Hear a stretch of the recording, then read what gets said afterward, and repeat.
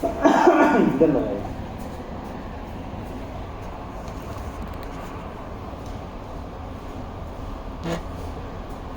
للہ وکفى وسلام علی عباده الذین اصطفى.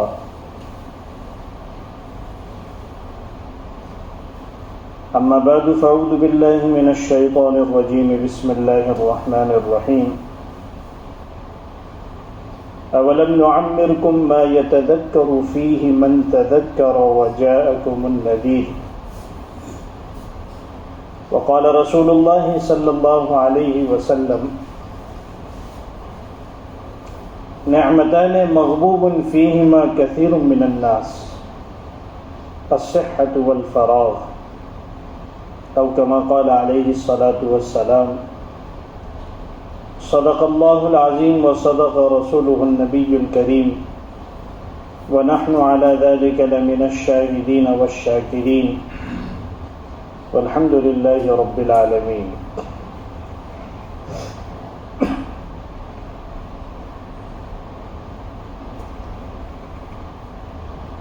دین ہو یا دنیا، اگر آدمی اس میں کامیابی حاصل کرنا چاہتا ہے، ترقی حاصل کرنا چاہتا ہے، تو اسے اپنے وقت کی قدر کرنا لازم اور ضروری ہے.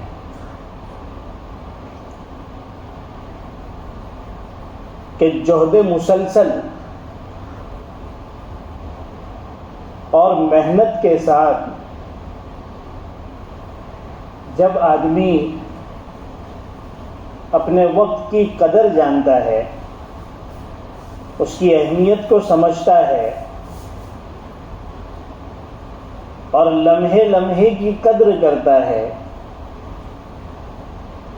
اس کا صحیح استعمال کرتا ہے، وقت کی ناقدری سے بچتا ہے، تو اللہ تبارک و تعالی اگر محنت دنیا کی ہے تو دنیا عطا کر دیتے ہیں، دنیا کی ترقی مل جاتی ہے.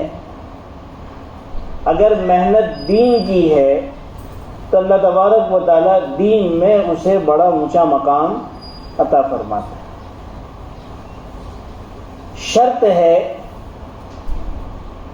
کہ آدمی وقت کی قدر کرے، وقت کی ناقدری سے اپنے آپ کو بچائے، تب جا کر اس کی محنت، اس کی کوشش، اس کی سعی بارآور ہوگی، فائدہ دے گی.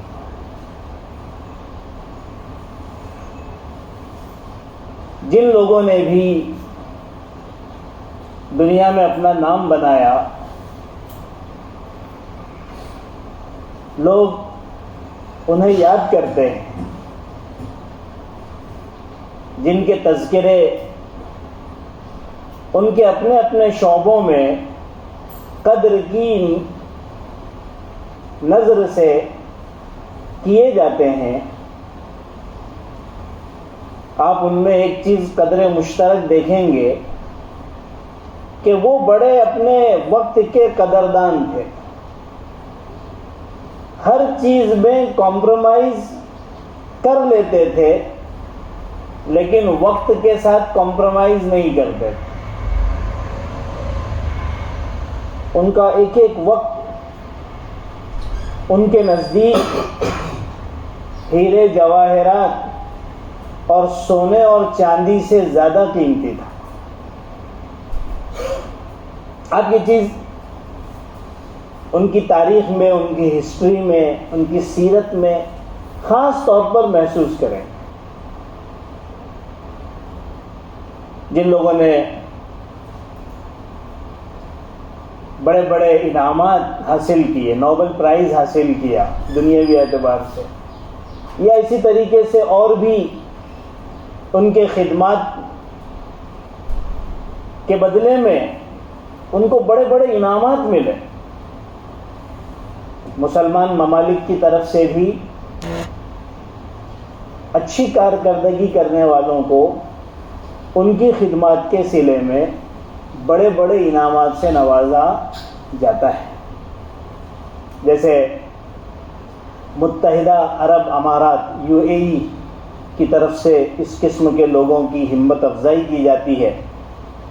نوبل پرائز تو مشہور ہے، اور اسی طریقے سے مختلف ممالک اور مختلف تنظیموں کی طرف سے خدمات کے بدلے میں نوازا جاتا ہے. آپ ان کے اندر جو چیز دیکھیں گے کہ یہ وہ سارے حضرات ہیں جو انہوں نے علم میں، ٹیکنالوجی میں، کھیل میں یا اسی طریقے سے دوسری چیزوں میں جو بڑے بڑے کام کیے، یہ وقت کے قدردان ہیں. اللہ تبارک و تعالیٰ کا قانون ہے، جو وقت کی اہمیت کو سمجھتا ہے، وقت کی قدر کرتا ہے، محنت کرتا ہے، وقت کو کام میں لاتا ہے، وقت کی قیمت کو سمجھتا ہے، اس کو وصول کرتا ہے، اللہ تبارک و تعالیٰ پھر اس کو محروم نہیں کرتے ہیں، اس کو اس کی محنت کا صلہ اور اس کا بدلہ ضرور ملتا ہے. یہ اللہ کا قانون ہے، اور اس میں اللہ کے یہاں پر کوئی تقسیم بھی نہیں ہے کہ اس کے اپنے ماننے والوں کو وہ بدلہ دے گا اور اس کے منکر لوگوں کو بدلہ نہیں دے گا. ایسی کوئی تقسیم اللہ تعالیٰ کے یہاں پر نہیں. آج جو قومیں ترقی یافتہ ہیں اور ہر لائن سے دنیا میں آگے بڑھی ہوئی ہیں، جو آج ساری دوسری دنیا کے لیے مثالی نمونہ بنے ہوئے ہیں، یہ وہ سارے لوگ ہیں جنہوں نے وقت کی اہمیت کو سمجھا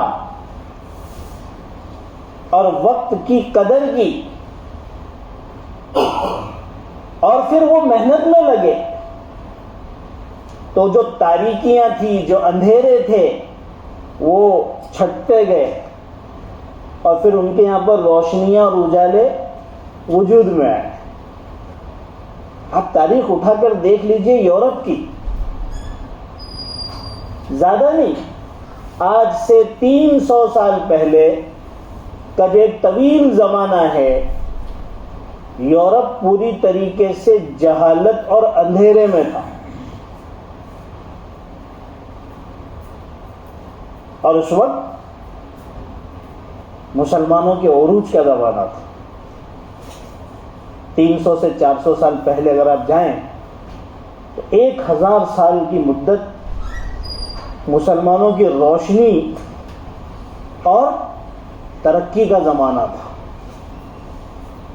ہر طرف اسلام کا غلغلہ ہے، اسلامی تعلیمات، اسلامی حکومتوں کا طرز اور اسلامی فوجوں کی فتوحات ہر طرف دیکھی جا رہی ہے. اسلامی علوم پڑھائے جا رہے ہیں. اس زمانے کی جو درسگاہیں ہوتی تھی، جو اسکولز ہوتے تھے، وہاں پر اسلامی علوم پڑھائے جا رہے ہیں. اسلامی علوم کے جو ماہرین ہوتے تھے، ان کی قدر و قیمت تھی. دوسری قومیں بھی ان کے پاس آ کر فن اور علم حاصل کیا کرتے تھے. تو ایک طرف روشنی ہے اور ایک طرف ظلمتیں ہیں، تاریکیاں ہیں. یہ تاریخ ہے. پھر ایک زوال کا دور شروع ہو رہا ہے اسلام کا، اور مسلمانوں کا اسلام پہ کیا زوال آئے گا؟ اسلام تو زندہ ہے، زندہ رہے گا، روشن ہے، روشن رہے گا. مسلمانوں کے اوپر زوال آیا جب انہوں نے وقت کی ناقدریاں شروع کر دی، علم اور فن سے نظریں ہٹا لی، کھانے میں پڑ گئے، عیش و عشرت میں پڑ گئے. جن کی زندگیوں کا اکثر وقت سونے میں گزرنے لگا، مرغ بازیوں میں گزرنے لگا کہ مرغ لڑا رہے ہیں، کبوتر بازیوں میں گزرنے لگا. ارے بھائی، تاریخ پڑھی ہے یا نہیں؟ جب حالات بدلے، جسم کی اہمیت بڑھ گئی کہ اچھے سے اچھا کھاؤ تاکہ جسم خوب بڑا پہاڑ بن جائے، روح کی اہمیت ختم، عقل کی اہمیت ختم، روح اور عقل کی محنت ختم ہو گئی، جسم پروری، نفس پرستی، عیش پرستی شروع ہوئی، مسلمانوں کا زوال شروع ہوا۔ مسلمانوں کے علم کو حاصل کر کے وہ جو تاریکیوں میں اور ظلمتوں میں یورپ زندگی گزر رہا تھا وہ پھڑپھڑانے لگا، اس کو سمجھ میں آنے لگا کہ ہماری زندگی کا مقصد کیا ہے اور ہم آگے کیسے بڑھ سکتے ہیں۔ وہ جو عیش پرستی میں، نفس پرستی میں، کھانوں میں اور جہالتوں میں تھا، اس نے اپنا رخ بدل لیا، اور وہاں سے پھر ایک نئی تاریخ رقم ہونے لگی جو آج سائنس کی شکل میں اور ہر شعبے میں آپ کو یہ قومیں ترقی یافتہ نظر آ رہی ہیں، اور مسلمان کہیں پر بھی نہیں۔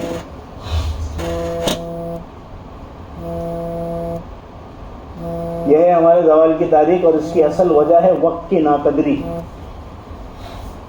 ہر چیز کی ایک وجہ ہوتی ہے نا، کہ بھائی دیگ کا کھانا مزہ نہیں آ رہا ہے، بدبو آ رہی ہے، ہر دانے میں کچھ نہ کچھ محسوس ہو رہا ہے، بوٹی میں محسوس ہو رہا ہے۔ جب دیگ کی تحقیق کی گئی، تفتیش کی گئی، تو پتہ چلا اس کے اندر ایک غلط چیز پڑ گئی تھی، وہ اس کی وجہ تھی۔ تو ہماری بربادی کی ایک بہت بڑی وجہ وقت کی ناقدری ہے۔ ابن رشد رحمۃ اللہ علیہ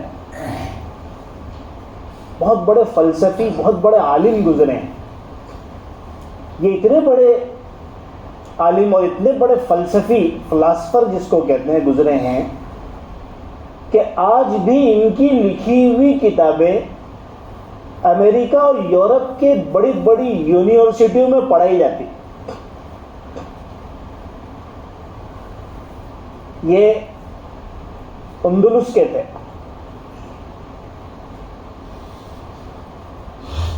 اندلس اپنے زمانے کا، مسلمانوں کا ایک بہت ترقی یافتہ علم کا شہر تھا، علم کا ملک تھا، جس کو آج اسپین کہتے ہیں۔ 800 سال مسلمانوں نے اندلس یعنی آج کے اسپین پر حکومت کی ہے، اور دنیا علم حاصل کرنے کے لیے اندلس پہنچا کرتی تھی، علم کا مرکز تھا۔ وہاں کے ہیں ابن رشد رحمۃ اللہ علیہ۔ ان کے زمانے میں چونکہ وہاں پر عیسائی بھی تھے، ایک پادری تھا جن کے ساتھ ان کا مکالمہ ہوا تھا، کنورزیشن ہوا تھا، بات چیت ہوئی۔ وہ اپنے شہر پر بڑا فخر کر رہا تھا، وہ بھی اندلس کا ہی تھا، اس کا ایک شہر قرطبہ ہے، کورڈوبا آج کی تاریخ میں اس کو انگلش میں بولتے ہیں۔ وہ اپنے شہر پہ بڑا فخر کر رہا تھا کہ بھائی ہمارا شہر تو سب سے عظیم ہے۔ اس وقت ابن رشد رحمۃ اللہ علیہ نے اس کو جواب دیتے ہوئے خاموش کر دیا تھا کہ تمہارے شہر کا جب کوئی محقق، تمہارے شہر کا جب کوئی علم کا ماہر، کسی فن کا ماہر مرتا ہے تو اس کی کتابیں بکنے کے لیے ہمارے شہر میں آتی ہیں۔ تمہارے شہر کا جب کوئی محقق، کوئی ماہر، علم کا جاننے والا، کتابوں کا لکھنے والا مرتا ہے تو بڑی بڑی لائبریری چھوڑتے تھے نا وہ لوگ۔ تو ابن رشد نے کہا تھا کہ جب تمہارا کوئی مرتا ہے تو تمہاری اس مرنے والے کی لائبریری اور کتابیں بکنے ہمارے شہر میں آتی ہیں، ہم اس کو خریدتے ہیں، اور ہمارے لوگ اس فن سے فائدہ اٹھاتے ہیں، اس فن کو حاصل کرتے ہیں۔ اور جب ہمارے شہر کا کوئی گویا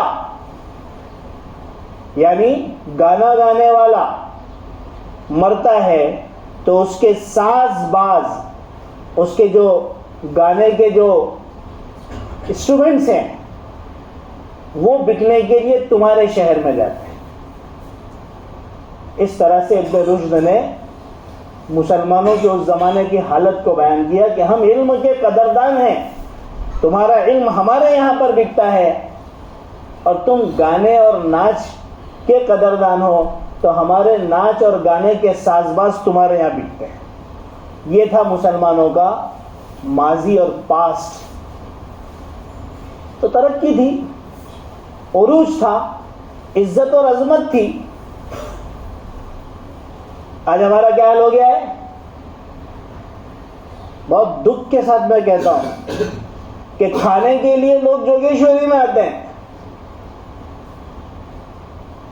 اور بمبئی کے مسلمان محلوں میں غیر مسلم کھانے کے لیے آتے ہیں کہ بھائی وہاں پہ پکوان بڑے اچھے ہیں اور ہر برانڈ تم کو ملے گا، مغلائی کے اندر، چائنیز میں، جو چاہیے وہ کھانے کے لیے مسلمانوں کے محلوں میں آتے ہیں. مسلمان اس پہ خوش ہیں کہ ہمارے یہاں ہوٹلوں کا بہت اچھا سسٹم ہے. ارے اپنے زوال پر رو، کیا ہو گیا ہے تمہاری عقلوں کو، کیسے سمجھائیں؟ اور مسلمان پڑھنے کے لیے ان کے علاقوں میں جاتے ہیں کہ ہمارے پاس کوئی انسٹیٹیوٹ نہیں ہے، ہمارے پاس اچھی کلاسز نہیں ہیں. زیادہ دور نہیں، آپ اپنے پڑوس میں جائیے، گورے گاؤں جائیے، آپ ملاڑ جائیے، آپ بورے ولی جائیے، دیکھیے ان کے علاقوں کے اندر آپ کو کلاسز ملے گی، ان کے علاقوں کے اندر اچھی پڑھائی تعلیم کی جو ہے وہ ادارے ملیں گے، اچھی اسکولز ملے گی. اور ہمارے یہاں ہوٹل کھول دیا ہے، اور ہوٹل پہ ہوٹل کھول رہے ہیں، ہر دوسرے دن ایک نیا کارڈ آ جاتا ہے گھر پہ. یہ زوال کی نشانی ہے. جو جسم کے پیچھے لگ جاتا ہے وہ اپنی عقل اور روح کو کھو بیٹھتا ہے.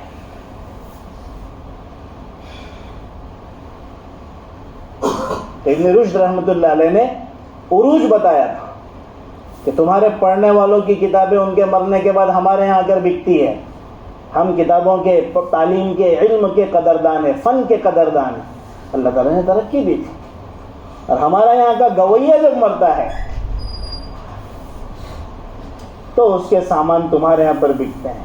یہ تمہارے زوال کس چیز پر فخر کر رہا ہے؟ یہ فخر کرنے کی چیز. تو آج ہماری قوم میں اگر سب سے زیادہ بے قدری کوئی چیز ہے تو وقت. سمجھ ہی میں نہیں آ رہا ہے کہ وقت کو استعمال کیسے کریں، ہاؤ ٹو یوز. آدمی صبح اٹھتا ہے تو اس کو پتہ ہی نہیں چلتا کہ میرے وقت کو میں استعمال کیسے کروں. اس کے سامنے کوئی پروگرام ہی نہیں. بہت افسوس کی بات ہے. بغیر نام کے تذکرہ کروں تو غیبت نہیں ہے. ایک صاحب بڑے اچھے ہیں، کاروباری ہے، سمجھدار ہیں. ایک مرتبہ آتے رہتے ہیں، کچھ مشورہ کر رہے تھے تو ان کی صحت کے اعتبار سے اور دینی اعتبار سے میں نے ان کو کچھ کہا کہ بھائی آپ صبح جو ہے تھوڑا واکنگ کیجئے فجر کی نماز کے بعد، اپنی ہیلتھ کا جو ہے خیال رکھیے. اور فجر کے بعد بہت اچھا وقت ہوتا ہے اشراق تک ذکر کا. انسان پرسکون ہوتا ہے، رات کی نیند ملی ہوئی رہتی ہے. فجر کی نماز پڑھے، اللہ کا ذکر کرے، قرآن کی تلاوت کرے، اشراق کی نماز پڑھ کے چلے جائے. اور آپ کے ماشاءاللہ بڑے آدمی ہیں تو آپ واکنگ کیجئے. انہوں نے اس کے بعد مجھے کہا مجھ سے اس کے بعد کیا کروں؟ 12 بجے تک میرے پاس کوئی کام ہی نہیں ہے.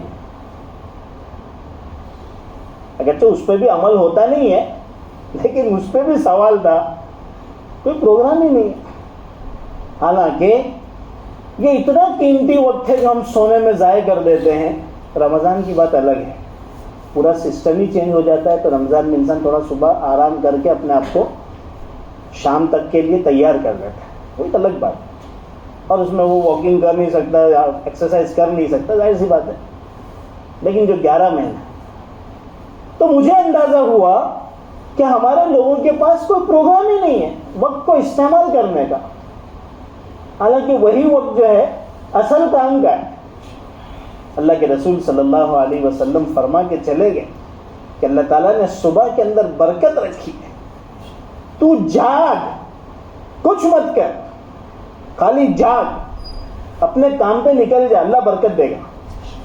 کوئی ضروری نہیں کہ تیرے دکان پر اس وقت اور تیری کمپنی میں اس وقت کوئی گراہک آئے، کوئی ضروری نہیں ہے۔ سب کو پتا ہے کہ پورا علاقہ جو ہے وہ اس وقت اٹھا ہے اور اپنے اپنے گھریلو کام میں، نہانے دھونے میں، ناشتے میں مصروف ہے، تو چلے گا۔ اس گر کو غیروں نے سمجھ لیا۔ میں نے اپنی آنکھوں سے مارواڑیوں کو سال ہاں سال صبح 7 ساڑھے 7 بجے اپنی دکان کھولتے ہوئے سونے چاندی کی دیکھا ہے، سال ہاں سال۔ ان کے بچے میرے ساتھ کھیلنے والے میرے دوست تھے، ان کی دکان اپنے 7 بجے کوئی سونا لینے آئے گا؟ ارے بھائی گولڈ خریدنے کے لیے کوئی 7 ساڑھے 7 8 بجے آتا ہے؟ کوئی نہیں آتا، لیکن ان کی دکان برابر کھلی۔ نبی ہمارے، تعلیمات ہماری، عمل وہ کر رہے ہیں۔ آج ریکارڈ ہے ہندوستان میں سب سے زیادہ ترقی یافتہ دولت مند قوم جین قوم ہے، یہی مارواڑی۔ سارے بزنس ان کے ہاتھ میں ہے، چابی یہ چلاتے ہیں، ریٹ یہ کھولتے ہیں۔ اللہ نے برکت دے دی۔ اللہ تقسیم نہیں کرے گا کہ یہ تعلیمات تو میرے نبی کے امتیوں کے لیے، اس لیے ترقی ان کو ملے گی، نہیں۔ اللہ تعالیٰ کا قانون ہر ایک کے لیے برابر ہے۔ میری نبی کی تعلیمات پر جو عمل کرے گا اللہ اس کو آگے بڑھائے گا۔ انہوں نے اس پر عمل کرنا شروع کر دیا۔ وہ سوتے نہیں فجر بعد، صبح جو بھی اٹھتے ہیں 4 بجے 5 بجے، اس کے بعد سوتے نہیں ہیں۔ آپ نے دیکھا ہوگا ان کی مندروں میں وہ سفید کپڑا لپیٹ کر احرام کی طریقے سے جاتے ہیں، اپنی عبادت پوجا کرتے ہیں، اس کے بعد گھر آتے ہیں، پھر سیدھا وہ کاروبار پہ جاتے ہیں۔ ہمارا بندہ کیا بولتا ہے؟ ارے 10 بجے تک تو کوئی آتا ہی نہیں ہے، جا کے کروں گا کیا؟ اس وجہ سے وہ 10 بجے تک سوتا ہے۔ تو اچھے لوگ ہوتے ہیں جو 10 بجے تک سو کر اڑ جاتے ہیں۔ ہمارے یہاں پر یہ کیٹیگری اچھے لوگوں کی شمار کی جاتی ہے، ورنہ پھر وہی 12 ساڑھے 12 1 بجے والا ماحول ہے۔ مجھے آپ کے ہی میڈو پارک کے نیچے ایک کوریئر والا بوڑھا شخص ملا، ابھی بھی آتا ہے۔ غالباً میں کوئی چیز لے کر یا سلون سے نکل رہا تھا اور ہماری ملاقات ہوئی کہ سلام ہوا، تو اس نے بھی جواب دیا، بلکہ اسی نے سلام کیا کیونکہ شکل سے لگ نہیں رہا تھا کہ مسلمان ہے۔ میں نے بھی جواب دیا۔ چاچا، میں نے ان کو پوچھا چاچا اس عمر کے اندر آپ کام کر رہے تھے؟ بولے بیٹا کیا کروں، حالات ہیں جس کی وجہ سے مجھے کرنا پڑ رہا ہے۔ ابھی بھی آتا ہوگا، آپ لوگ شاید دیکھے ہوں۔ ہاں، کم سے کم ان کی عمر 65 سال 60-65 سال ہوگی۔ تو مجھے بڑا دکھ ہوا کہ اتنی عمر میں بیچارے سب لاد کر جاتے۔ اس پر انہوں نے ایک بات عجیب کہی، وہ سمجھے کہ میں بھی اسی سوسائٹی کا ہوں۔ ویسے تو ہوں، تعلق تو ہے، قوم تو اپنی ہی ہے۔ بولے مولانا یہ کیسے لوگ ہیں؟ جب بھی میں جاتا ہوں مجھے وہ آدمی ملتا ہی نہیں، سویا ہوا ملتا ہے۔ واللہ کہہ رہا ہوں، مسجد میں ہوں، جب بھی میں کوریئر لے کر پہنچا ہوں، اندر سے جب میں نے اس کی سائن لینے کے لیے، تو اندر سے آ کے وہ سوئے ہوئے ہیں۔ عجیب حالت ہے۔ یہ ہے اصل میں ہماری قوم کی بربادی کی اصل وجہ۔ بہت ساری وجوہات ہوگی، ایک بہت بڑی وجہ وہ یہ ہے کہ ہم نے اپنے وقت کی قدر کو پہچاننا چھوڑ دیا۔ ماں باپ بھی بیچارے ہاتھ اٹھا کر ہار گئے کہ یہ نہیں سدھریں گے، یا ماں باپ بھی ویسے ہی ہیں بیچارے، پورا سسٹم ہی ویسا چل رہا ہے۔ اللہ کے رسول صلی اللہ علیہ وسلم فرماتے ہیں، نعمتان مغبوب فیہما کثیر من الناس، الصحۃ والفراغ۔ 2 نعمتیں ایسی ہیں اکثر لوگ ان کے بارے میں دھوکے میں پڑے ہوئے ہیں، اس کی قدر پہچان نہیں رہے، نہ دنیا کے اندر پہچان رہے، نہ دین کے اعتبار سے پہچان رہے۔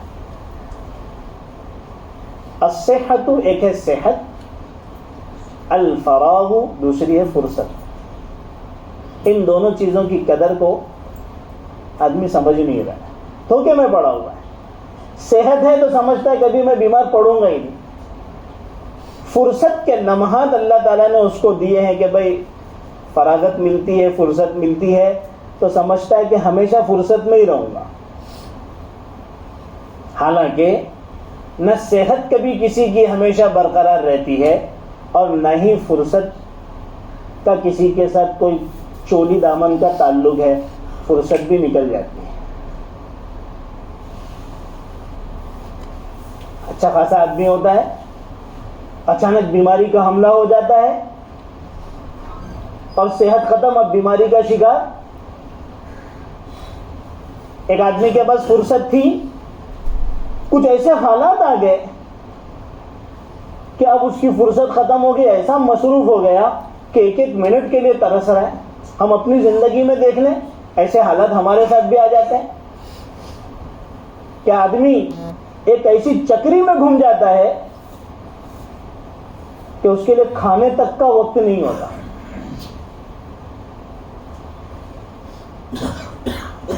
اللہ کے رسول صلی اللہ علیہ وسلم یہی چیز سمجھا رہے ہیں کہ ان دو چیزوں کی قدر کرو، اگر تمہارے پاس وہ ہیں، ان کی ناقدری سے اپنے آپ کو بچاؤ۔ جن لوگوں نے اس کی قدر کی، دنیا میں بھی اللہ نے عزت دی، اور اللہ کے یہاں پر بھی ایسے لوگوں کو ہی عزت ملے گی جو قدردان ہے۔ دین کے اعتبار سے بھی اللہ تعالیٰ نے ان کو بہت اونچا مقام عطا فرمایا۔ قدردانی شرط ہے۔ ہمارے یہاں نہ دین کے اعتبار سے قدر ہے، نہ دنیا کے اعتبار سے قدر ہے۔ دنیا کے اعتبار سے تو تھوڑی بہت فکریں نظر بھی آتی ہیں، دین کے اعتبار سے تو فکر ہے ہی نہیں۔ حالانکہ ہماری جو زندگی ہے وہ اصل آخرت بنانے کے لیے ہی ہے۔ دنیا کے مقابلے میں آخرت بہت اونچے درجے کی چیز ہے، دنیا کی کوئی حیثیت ہی نہیں ہے۔ تو اصل چیز تو آخرت ہے، اور زندگی کا اصل مقصد آخرت ہے۔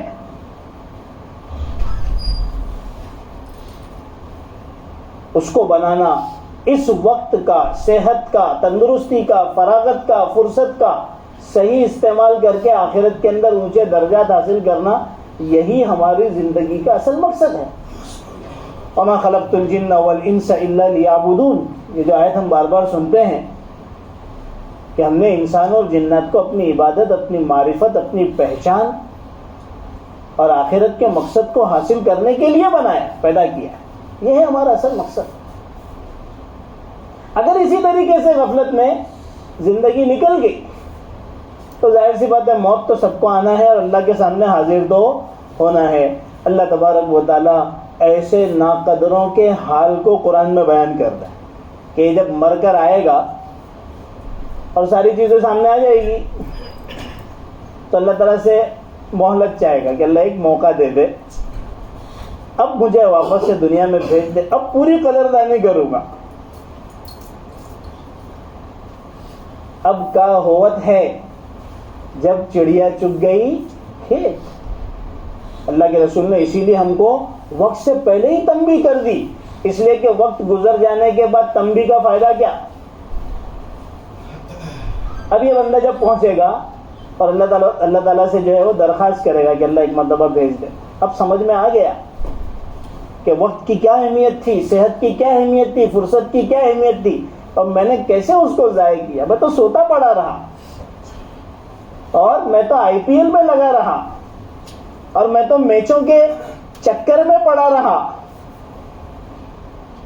یہ حال ہو گیا ہے اس قوم کا، اب سوائے اللہ کے عذاب کے اور کوئی چیز باقی نہیں رہی ہے کہ نماز میں تراویح چل رہی ہے، اس طرح سے موبائل کو سیٹ کیا ہے، کہ جیسے ہی 2 رکعت ختم ہو تو وہ بجلی اور لائٹ مارتی ہے اور پتہ چل جاتا ہے کھول کے فوراً کہ بھئی کیا اسکور آ رہا ہے. پورا دھیان ادھر ہے اور کھڑا ہے نماز میں اللہ کے سامنے, اور سلام ابھی دوسرا پھرا نہیں کہ موبائل پہ ہاتھ گیا.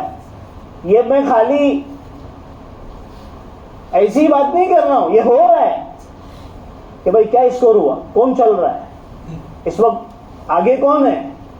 ارے بھئی کیا ملے گا, اب تک کیا ملا آپ کو, اب تک اتنے ورلڈ کپ ہوئے, اتنے سارے فائنلز ہوئے, آپ کو کیا ملا, کچھ تو سوچیں.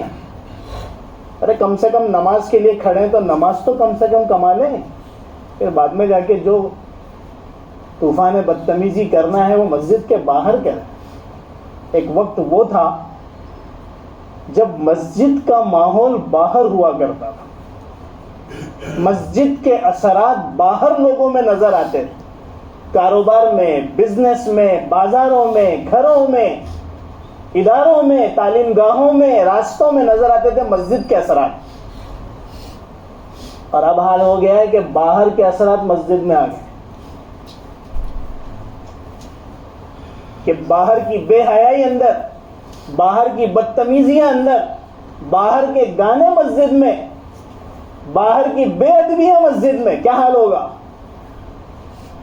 آپ وہ حدیث فضائل اعمال میں اٹھا کر دیکھ لیں جس میں اللہ کے رسول صلی اللہ علیہ وسلم نے عذاب کی اور اللہ تعالیٰ کی طرف سے کوڑے برسانے کی وعید سنائیے جب مسجد میں ایسے حالات ہو جائیں. کم سے کم سن کر سمجھ کر تو چھوڑیں. اب یہ سب چیزیں ہونے والی ہیں, IPL چالو ہونے والا ہے اور یہ سب حرکتیں ہونے والی ہیں. تو یہ بندہ جب اللہ سے درخواست کرے تو اللہ تعالیٰ اس کو کہیں گے اولم نعمرکم ما یتذکر فیہ من تذکر وجاءکم النذیر, کیا ہم نے تم کو عمر اتنی نہیں دی تھی کہ اگر کوئی نصیحت حاصل کرنا چاہتا, کوئی سدھرنا چاہتا تو اس میں سدھر جاتا. اتنی ہم نے تم کو مدت دی تھی. اور ایسا نہیں کہ خالی تم کو مدت ہی دی تھی کہ ٹائم دے دیا, اس کے ساتھ ہم نے ایک پورا سلسلہ جاری کیا تھا ڈرانے والوں کا, ہمدردی کے ساتھ تم کو سدھارنے والوں کا, تم کو صحیح بات بتانے والوں کا. وہ تمہارے پاس آ کے بتاتے تھے, قرآن تمہارے سامنے تھا, اللہ کے رسول کی تعلیمات تمہارے سامنے تھی, انبیاء ایک زمانے سے آتے رہے اور ان کے خلفاء اور علماء اور نیک لوگ تمہیں اچھی باتیں بتاتے تھے. یہ سلسلہ بھی ہم نے رکھا تھا, اس کے باوجود بھی تم کو سمجھ میں نہیں آیا, اور اب آ کے ہم کو کہتے واپس بھیجو. قال اخسؤوا فیہا ولا تکلمون, پڑے رہو اسی میں, تمہیں بات کرنے کی بھی اجازت نہیں. یہ حال سب کے ساتھ ہونے والا ہے. اب ہمارا کام ہے کہ ہم اپنے اوقات کا نظام بنائیں اور اس کا صحیح استعمال کریں. یہ بہت اچھا موضوع ہے, انشاءاللہ اس کو میں جاری رکھوں گا. اللہ تعالیٰ جو باتیں کہی جا رہی ہے اس پر عمل کی توفیق عطا. سبحان اللہ.